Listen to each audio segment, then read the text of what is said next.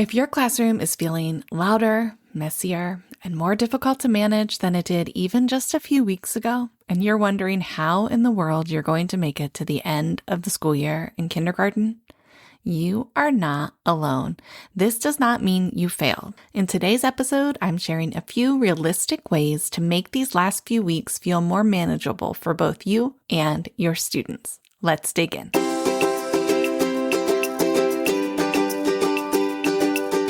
Welcome to the Kindergarten Toolbox Podcast. I'm your host, Amy Murray, here to help you simplify kindergarten with tools and strategies that actually work with real live 5 and 6-year-olds. Let's dive into your shortcut to calmer days and more confident writers.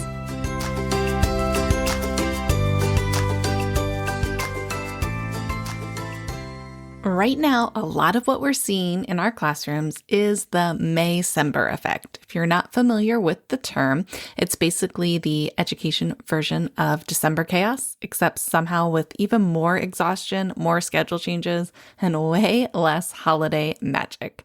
This time of year is hard because nothing feels normal anymore. Schedules are constantly changing. There are field days, assemblies, testing schedules, special events, countdown activities. Teachers are taking well-deserved personal days off, but there aren't enough substitutes, so your classes suddenly are getting split up, or you have more students than you usually do packed into your classroom. And even if you're trying your best to stay consistent, all of these changes impact your students too. Some kids are already slipping into full summer mode. They're excited, wiggly, loud, and they won't stop talking to each other. They're counting down the days until break. Other students, school is their safe place, and as summer gets closer, some of the students start to feel anxious, unsettled, dysregulated, and even if they can't fully explain why, so behaviors start to increase, and sometimes in new and different ways. And on top of all that, you're tired of trying to keep everything going.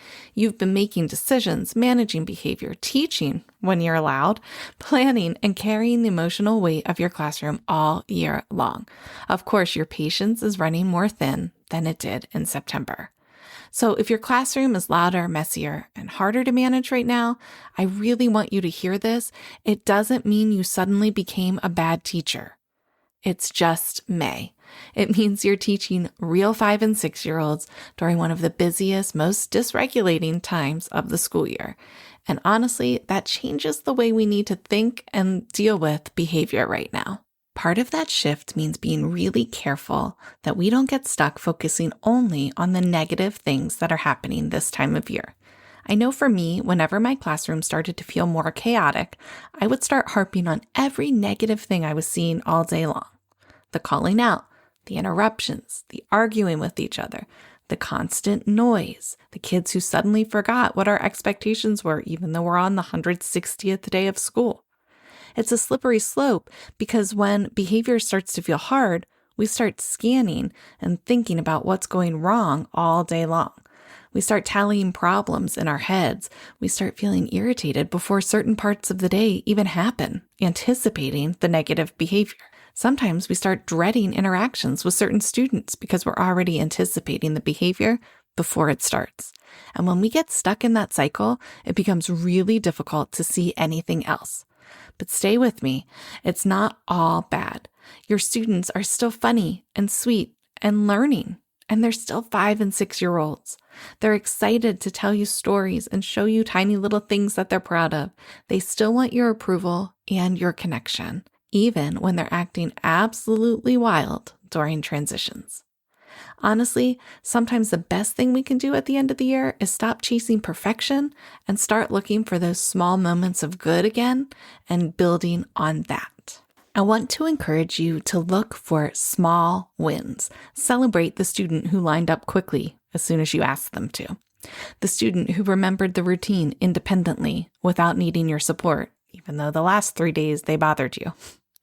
The student who usually struggles but had one successful moment today. Catch them being good as much as possible right now. And honestly, this is a great time of year to lean hard into positive feedback and connection.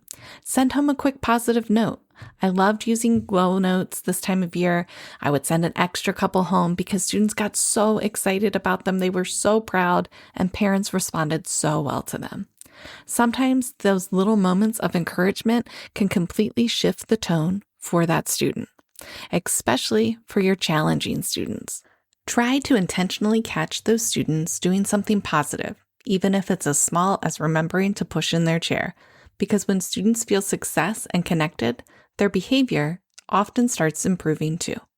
And truly, sometimes at the end of the school year, we just need to let some things go a little bit. Not important things, not safety, not major expectations, but maybe the line isn't perfectly silent every single time. Maybe transitions are a little noisier than they were in October. That's okay. These are still 5 and 6-year-olds. They are little kids, and most of them desperately want your approval and attention. They're just distracted right now by all the excitement and schedule changes and warm weather and the energy shifts that happen during this time of year. So remember to give them and yourself some grace as you navigate this May-cember time period. And before you assume they're trying to make your life difficult, just remember who they are. They're kids, tired, excited, overstimulated little kids who have been holding it together all school year, and they are ready for summer. Sometimes just that perspective shift alone can help us respond differently. Now, with all that said, this also might be the perfect time to pull out a few temporary supports without feeling guilty about it. Maybe you didn't need an incentive system most of the year because they were well behaved, and that is awesome. But it doesn't mean you're a bad teacher if you need to pull one out now just to survive till the end of the school year. And honestly, May's a great time to use one. Sometimes students just need a little extra motivation and structure to help everyone finish strong. And sometimes as teachers, we just need that extra encouragement to keep looking for the positives to save our own sanity. And if you're stuck in survival mode right now and desperate to get some control back, have you tried passing out a sticker or something small to the kids who are following your directions?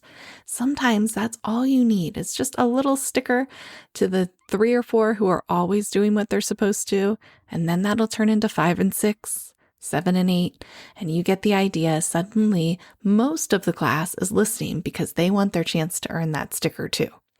Don't feel bad about it. Sometimes we are just surviving to the end of the year, and that's okay. And that's actually why I love a simple whole class reward system this time of year, especially our build a reward charts. I can pick one behavior to focus on, like transitions, walking to the carpet, working quietly, raising your hand. You get the idea. And then I spend my energy catching students meeting that expectation instead of constantly redirecting the negative behavior. And quickly, the other students tend to catch on because they want to work together to earn that goal. Because after all, you did spend the year cultivating this classroom community. They are still a community of learners and they do want to please you. And focusing on one behavior helps everybody to meet the expectation quickly. The best part is this tends to shift the entire tone in your classroom because now everyone is looking for success instead of focusing on what's going wrong. Suddenly, the tattling tends to stop and you're focusing on earning rewards instead of correcting the negative. You don't need an entire classroom management overhaul, and who has time for that this time of year? You just need a simple reset to help everyone finish strong. And if you're looking for a simple way to bring a little more positivity and structure into your classroom right now without reinventing the wheel, I'd love to make that easier for you. We actually have a free Build a Reward donut chart that are perfect for this time of year. It'll help you focus on one expectation at a time and give students something positive to work toward together and make your life easier because the prep is pretty simple.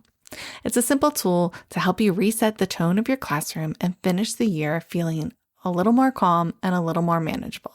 Nothing complicated, nothing you have to completely overhaul. And you can grab the Build a Reward chart using the link below in the show notes and get started with it today. If you're listening to this episode thinking, okay, I really need more support with my classroom management overall, though, not just a reward chart, I hear you. I would definitely encourage you to check out Kindergarten Behavior Blueprint, our course, because while May-cember is real, classroom management should not feel like survival mode all year long. Inside KBB, I walk you through simple systems, routines, visuals, and expectations that help your classroom run more smoothly without constantly relying on you to hold everything together. But for now, I just want you to remember this. You do not need a perfect classroom to finish the year well. Your students do not need perfection from you right now. They just need a teacher who keeps showing up and keeps loving them and keeps moving forward one day or maybe hour at a time. And you're already doing that. Your students are so lucky to have a teacher who cares so much about them. You've got this, and I'll see you next week. Thanks for listening to the Kindergarten Toolbox. I'm Amy Murray, and I'm so glad you're here. Be sure to check the show notes for all the links and resources from today's episode. For even more tips, tools, and support, head to teachingexceptionalkinders.com or connect with me on Instagram at teachingexceptionalkinders. If you enjoyed this episode, please follow along and subscribe to the show and take a minute to leave a review. It helps other kindergarten teachers to find us too. Teaching kindergarten is tough, but you're not alone. Here's to calmer days and more confident writers. You've got